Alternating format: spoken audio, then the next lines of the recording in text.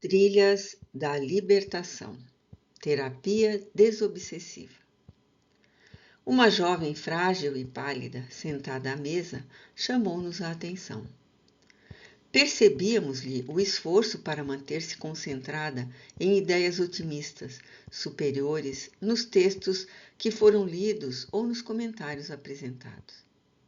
A mente parecia fugir-lhe ao controle, e acompanhando-lhe atentamente a luta, notamos que lhe assomavam do inconsciente atual os conflitos psicológicos que a atormentavam. Deveria estar com 30 anos e uma grande amargura se lhe desenhava na alma sensível. Repassava os seus sonhos e aspirações de menina moça, que lhe pareciam sempre malogrados, e guardava no íntimo uma grande mágoa pela solidão que experimentava. Ansiava por amar e ser amada.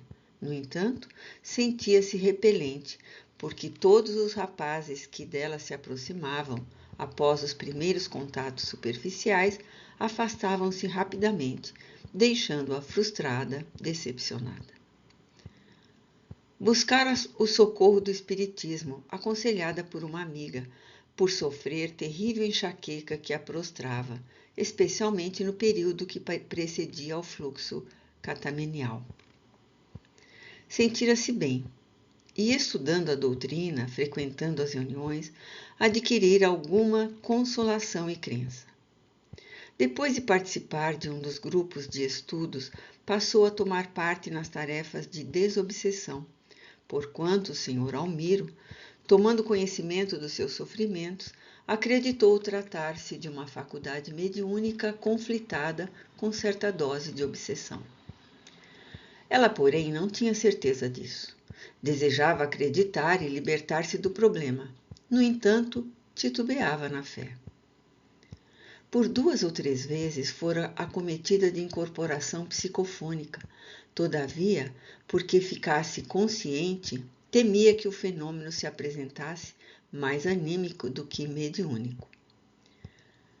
Enquanto lhe acompanhávamos as reflexões íntimas, percebíamos a presença de taciturno espírito, portador de uma face marcada pelo ódio, que a inspirava negativamente.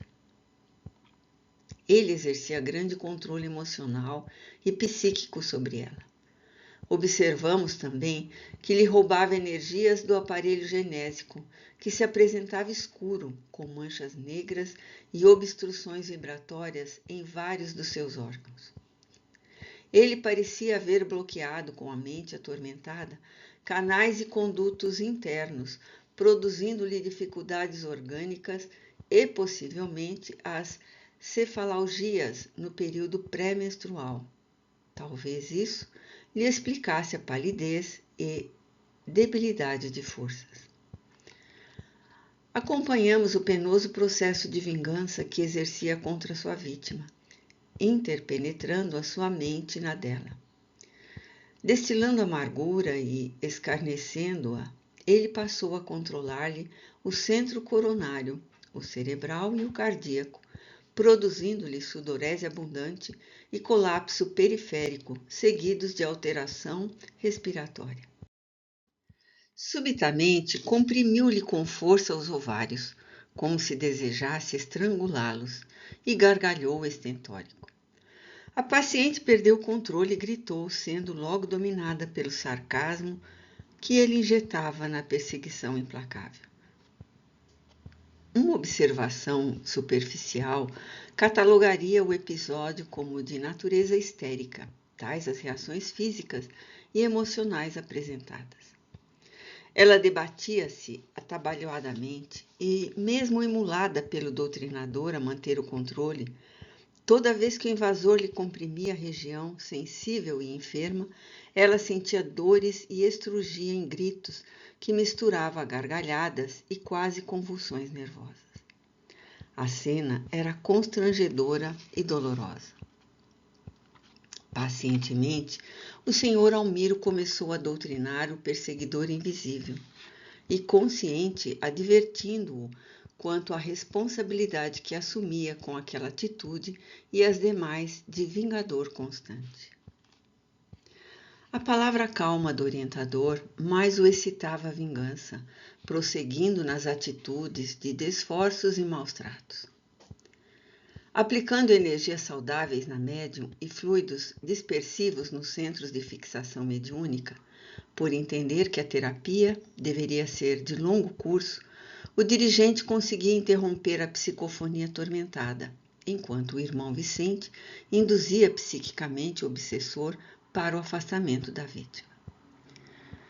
Semi-desmaiada, fria e suarenta, ela retornava à normalidade, sob a ajuda bondosa do diretor, enquanto, simultaneamente, recebia forças que lhe eram aplicadas por especialistas de nossa esfera. A região genésica, muito afetada, recebia vibrações dispersivas para interceptar e destruir os bloqueios, ao tempo em que ondas vibratórias calmantes lhe eram ministradas na área cardíaca. O coração retomou o ritmo normal e ela recompôs-se cansada. De imediato começou a interrogar-se. Teria sido uma crise histérica ou anímica? Seria um fenômeno mediúnico? Deus meu, que haja sido. Recordava-se de tudo, embora não pudesse controlar-se. Esta é a nossa Raulinda, informou-nos o Dr. Carneiro. Iremos estudar no momento próprio, mais acuradamente, o seu problema. Por enquanto, basta-nos considerar o seu conflito psicológico sobre a autenticidade do fenômeno mediúnico por seu intermédio. Ela o aceita quando se trata de outros intermediários. Todavia, o fantasma do animismo apavora. O animismo é hoje assunto muito comentado quando as pessoas se referem a sessões mediúnicas. De tal forma, com as exceções naturais, veio a ser mais considerado que o fenômeno mediúnico. Diversos aprendizes e estudiosos espíritas enfocam-no com tal frequência que passaram a ter quase uma sistemática prevenção contra o fenômeno mediúnico. Se este não for robusto, isto é, recheado de provas de autenticidade, como afirmam, como se nessa área fosse possível colocar-se barreiras, fronteiras delimitadoras entre uma e outra ocorrência. Como efeito do exagero, belas florações mediúnicas em começo experimentam injustificáveis conflitos e passam a sofrer restrições, estiolando-as nos iniciantes ou bloqueando-lhes as possibilidades em desdobramento. Em todas as áreas do comportamento humano, o excesso é sempre prejudicial. Muita exigência produz parcos resultados. Certamente que não estimulamos a liberação dos conteúdos do inconsciente a pretexto de mediunidade. Porém, não estamos de acordo com as atitudes de castração do animismo, por cuja liberação também podemos alcançar o mediunismo. Calando-se por um pouco, aduziu. No episódio da nossa Raulinda, as expressões anímicas da sua comunicação foram estimuladas pelo adversário desencarnado, que a utiliza mediunicamente. Assim tivemos um fenômeno duplo, animismo e mediunismo, com prevalência e direcionamento do último sobre o primeiro. E o que lhe ocorre praticamente no dia a dia da atual existência, em que o perseguidor, afligindo-a, deprime-a, desarticulando-lhe os centros do equilíbrio, fazendo-a passar por portadora de histeria, a um passo de transtorno psicótico maníaco depressivo, a caminho da autodestruição. De bom alvitre, portanto, que, no início dos fenômenos de educação da mediunidade, os candidatos se precatem das ocorrências anímicas, não, porém, evitando-as do intercâmbio espiritual. Muito judiciosas as observações do benfeitor, porquanto, a pretexto de não incorrer em erro, abandona-se a ação edificante, receando-se resultados negativos. O médium, genericamente, é todo aquele que se posiciona no meio e torna-se intermediário de qualquer coisa. Espiriticamente, é aquele que possui aptidão para comunicar-se com os espíritos ou a servir de instrumento para que se comuniquem com as demais criaturas. Entregar-se de boa vontade durante as reuniões especializadas para a educação e o intercâmbio mediúnico é dever de todo aquele que deseja canalizar suas forças parafísicas e faculdades espirituais. Agora era Leonardo, dedicado médium espírita, que se entregava à comunicação. Contorcendo o sensitivo, o que denotava o deplorável estado espiritual em que se debatia, o comunicante desferiu os golpes verbais que o caracterizavam. Até que enfim vocês o expulsaram daqui. Sem a proteção que ele aqui recebia, ser-nos-á fácil acabar-lhe com a presunção e o prestígio. Este era um dos nossos programas. Agora estabeleceremos novas metas que levaremos de vencida. Estou pessoalmente feliz com o resultado do meu esforço, o que não indica encontrar-me ditoso com a teimosa interferência de vocês no reino dos mortos. Este lado de cá é nosso, e não admitimos que homens da terra nos venham perturbar. O senhor Almiro, inspirado por Vicente, acercou-se do médium e respondeu calmo ao interlocutor. Seria o caso, então, de dizer-lhe que este é o nosso lado e não nos convém manter submissão ao amigo que está do outro, não lhe parece? Claro que não, reagiu, porque é sabido que os mortos sempre conduziram os vivos. Certamente, concordou o doutrinador. Conduzir não é o mesmo que perturbar, injuriar, afligir, levar ao desespero. Jesus é o nosso condutor e o faz para o nosso bem, jamais para a nossa aflição. Ele é igualmente o seu condutor, que talvez você não perceba por se haver extraviado, enquanto ele prossegue insistindo em favor de sua recuperação e equilíbrio. Não estou desequilibrado, blasonou. Sou consciente e livre. Ajo porque sei o que é mais favorável e benéfico para mim. Tenho créditos que estão em pendência e desejo-os. Como o meu devedor tenta escapar-me à regularização do compromisso, sigo-lhe no encalço. O meu problema é com Davi, de início, e por extensão com os senhores. Felizmente expulsaram-no daqui e fizeram bem. Meu amigo, você está equivocado, ripostou-lhe sereno o doutrinador.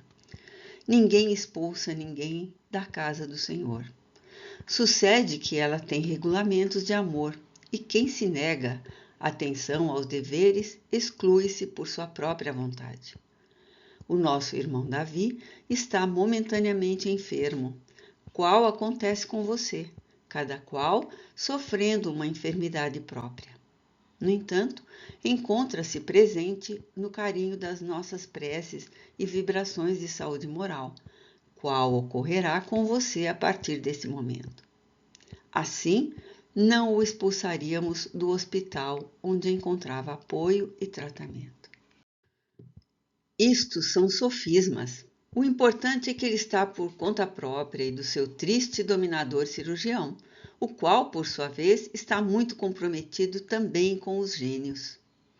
Quando estes resolverem alcançá-lo, ele retornará à cela de onde foi libertado. Ambos, o médico e o seu enfermeiro, são foragidos da justiça, e nós somos os meirinhos que os encontramos, podendo não apenas notificá-los, mas também submetê-los à disciplina, à punição. A única justiça invariável é a que procede de Deus. Essa a qual o amigo se refere é a da iniquidade, da vingança, da loucura, que colhe nas suas malhas todo aquele que se desrespeitou e assumiu delitos perante a consciência. Ela funciona porque os homens, lamentavelmente, optamos pela sua hediondez, como efeito do primarismo no qual nos demoramos. Luz, porém, já o momento para o despertar e a consciente submissão aos estatutos do amor, que educam, aprimoram e planificam. Desse modo, mesmo os gênios das trevas, que se acreditam senhores do terror, serão alcançados pelas vibrações da misericórdia do Pai e sairão da infinita desdita a que se entregam para a dignificação interior que os levará à paz que lhes falta, à felicidade que atiraram fora ao bem que esqueceram. Isso, porém, não é importante agora. Você sim é o investimento da vida neste momento. Desperte e lute contra as paixões que o envilecem.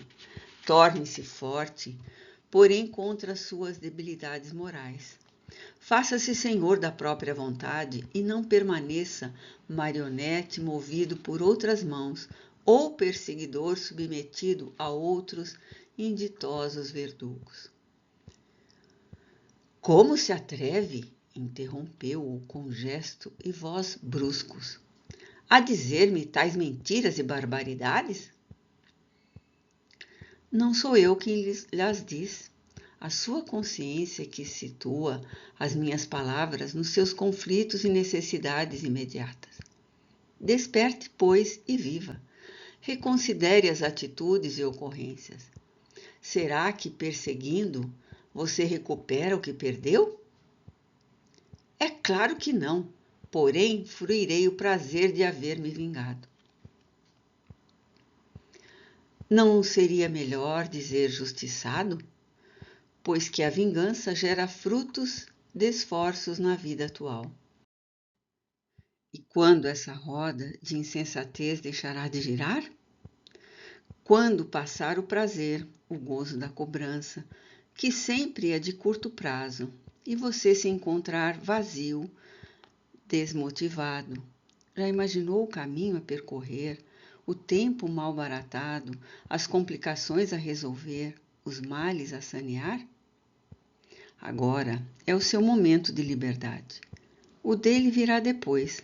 Ninguém foge indefinidamente à consciência nem às leis da vida. Se eu desistir, outros que aguardam vez tomarão meu lugar ao lado dele. Não se preocupe com isso. Não estamos aqui para isentar de culpas o nosso médium e vigilante. O nosso interesse é com você, primeiramente, e por extensão com ele, com toda a humanidade. Quando alguém se liberta do mal, o mundo se libera da sombra, e quando se algema, a sociedade também se aprisiona. Aproveite este momento, propôs Jesus ao moço rico que o buscou, porquanto amanhã talvez seja tarde demais. O rapaz recusou-se e perdeu a mais excelente oportunidade da sua existência. Sequer lhe pedimos que perdoe o seu devedor. Apenas desejamos que desperte para a própria felicidade e o perdão virá depois. Havia tanta ternura e honesto interesse na transformação do Calceta que este foi envolvido pelas ondas de simpatia e bondade dos irmãos Almiro e Vicente, deixando-se anestesiar. Agora durma, concluiu o amigo, a fim de despertar em outro estado de emoção. Esqueça por enquanto os ressentimentos e abra-se ao amor de Deus, a possibilidade de ser feliz. Durma em paz, meu irmão. O comunicante diminuiu a tensão emocional e adormeceu no médio. Desennovelando-o do instrumento delicado, os cooperadores o desligaram e removeram para o outro lado da sala, de modo a recambiá-lo, logo depois, ao hospital de refazimento, onde iria despertar e recomeçar as experiências de iluminação. Percebendo-me a surpresa em face do desfecho do diálogo entre o obsessor e o dirigente, o Dr. Carneiro, que cooperava nas atividades, aproximou-se e disse-me: o amor é a força motriz do universo, a única energia que ninguém opõe resistência. o refrigério para todas as ardências da alma, o apoio à fragilidade e o mais poderoso antídoto ao ódio. Mais do que palavras, a vibração amorosa do nosso Almiro confirmou-lhe os conceitos de paz e renovação propostos ao sofredor. A lógica e a razão constituem pilotes para o discernimento, mas é o amor que luz soberano, conferindo segurança e harmonia a quem vai dirigido. Quando vivenciarmos no cotidiano, em pensamentos, palavras e atos, os postulados do amor, facilmente atingiremos a meta que a evolução nos propõe, a sintonia com o Pai. Até esse momento, lapidemos os sentimentos, corrijamos a mente, direcionemos a vontade no rumo do bem e lograremos a harmonia que nada perturba, assim como o conhecimento que tudo discerne e explica. Nesse ínterim, indigitado obsessor, tomou o médium Francisco e indagou feroz. Quem me chamou? Você me chamou? Dirigindo-se ao senhor Almiro. Eu vim porque quis, sou livre e poderoso. Governo parte das furnas onde me acolho. Sou obedecido e temido. Que quer de mim? Que me recorde, não nos conhecemos. Ante o inusitado, vi Fernando acercar-se do médium em transe e aplicar-lhe energias amortecedoras, de modo que o furor do comunicante não lhe afetasse a sensibilidade. O amigo Fernando havia se afastado de nós dias antes, a serviço, levado por interesses que não me cumpria indagar. Agora chegava e se fazia presente no instante do atendimento ao rebelde espiritual. Quando o doutrinador se aproximou para o diálogo, foi Fernando quem o inspirou mais diretamente. De alto significado em reuniões desta natureza é a sintonia mental, moral e espiritual entre aqueles que a dirigem no plano físico e os responsáveis espirituais pela tarefa, porquanto a identificação dos comunicantes é o diálogo com eles, muito dependem dessa afinidade. Qualquer tentativa precipitada sem uma clara percepção de propósitos põe a perder grandes esforços empenhados até o momento, que é a parte final de dias e até meses para ser conseguida a remoção da entidade do seu lugar e trazida ao intercâmbio libertador. O senhor Almiro era o protótipo do médium doutrinador, porque unia ao conhecimento espírita os dotes morais de que era investido, e muito sensível à inspiração dos mentores. Com esses requisitos, a sua palavra se impregnava de força esclarecedora, capaz de conquistar os oponentes naturais com os quais trabalhava.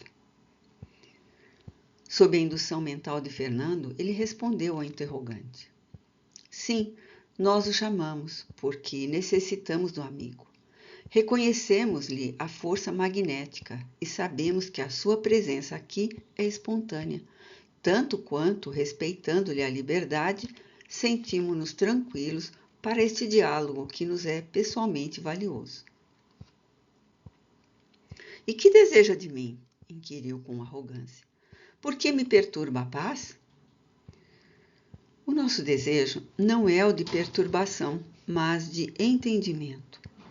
Quanto a mim, não sou alguém importante. Como o amigo deve ter percebido, dedico-me à terapia espiritual em favor dos que sofrem perseguições e desequilíbrios. E que tenho eu com isto? Administro a minha área com severidade, porque sou justo, e quem deve é obrigado a pagar. Assim sendo, somente vem para a minha região quem está em curso na lei de sintonia. O espírito atrasado é um animal. Dessa forma será tratado, submetido pela força. O de que eu disponho em quantidade é a força, que coloco a serviço do meu poder. Nisso não concordamos, pois que o ser mais poderoso que já veio à Terra usou o amor como instrumento de triunfo. Todos que se utilizaram da força tornaram-se vítimas de si mesmos e da própria impulsividade, certamente até hoje padecendo os efeitos das suas arbitrariedades em regiões punitivas, onde não luz a esperança nem vigora a paz. Você está enganado, estrugiu com violência, agitando o médium em transe e golpeando o ar. Fui poderoso no mundo e quando perdi o corpo, graças à minha tenacidade, fui convidado a administrar as furnas. O amigo foi convidado ou arrastado pela lei de sintonia para usar o seu próprio pensamento? Não admito contestações à minha palavra, revidou quase espumejante. O semblante contraído do médium era um símile perfeito das faces do justiceiro que o incorporava.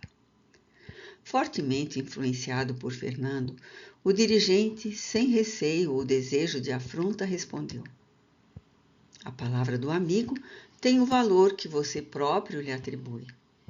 Aqui, na casa de Jesus, a palavra incontestável é a dele, única a manter-se a mesma ao longo de quase 20 séculos. Ademais, a sua é a força da paixão primitiva que atemoriza os fracos e perturba os culpados, não a nós. Estamos então em campos opostos de luta. Eu sou um perigoso inimigo. Não o creia. Tudo converge para Deus, até mesmo o mal aparente, do qual a vida extrai o bem, que é permanente, enquanto o outro é sempre transitório. Igualmente, não o temos, nem jamais o consideraremos um inimigo. A ignorância gera adversários e o conhecimento da verdade produz irmãos.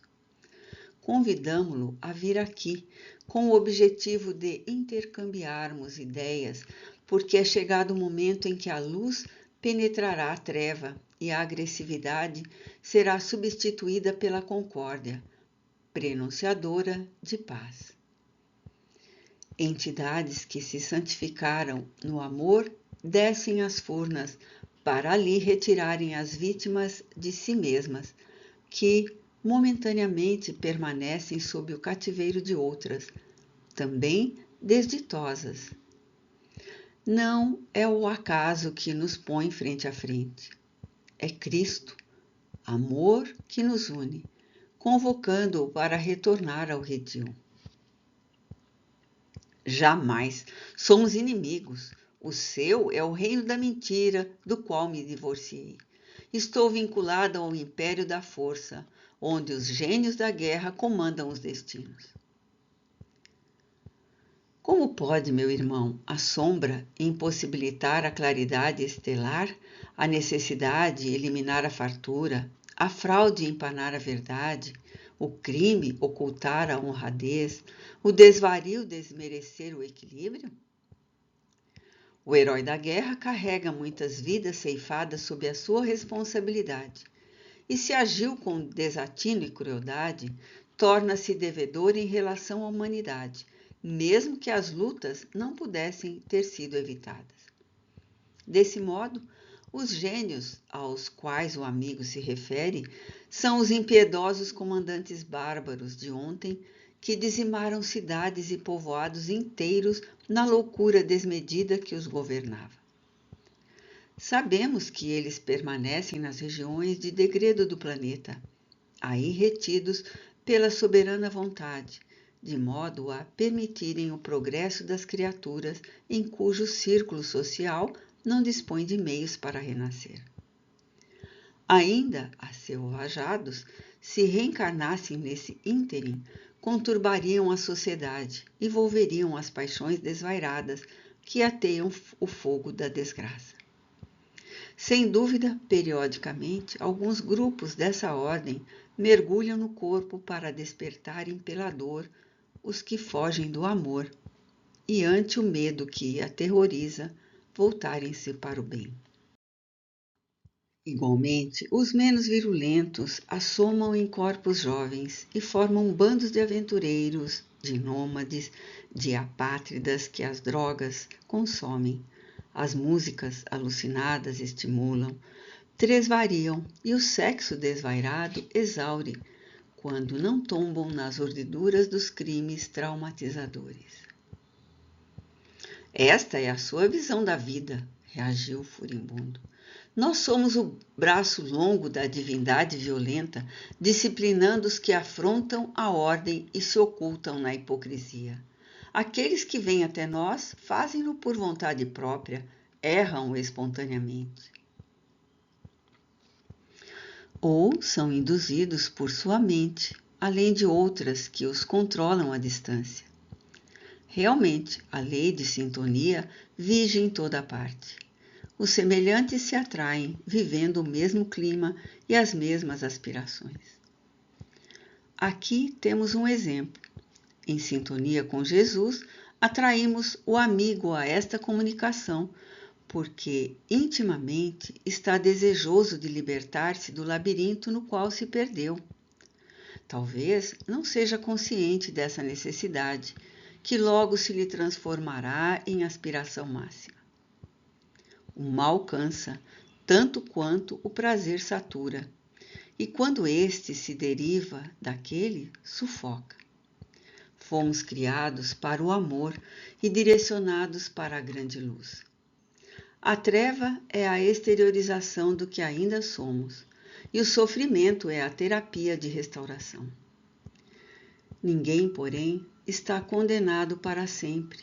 Por isso, os reinos maléficos, seu e de outros, começam a desmoronar. O fototropismo do bem vence toda a treva, e tudo conduz na sua direção. É inevitável. Pense nisso. Queixar-me-ei aos meus superiores, desafiou esbravejante. Não me considere submisso. Voltaremos cá, ele e eu, para o enfrentamento. Você não perde por esperar.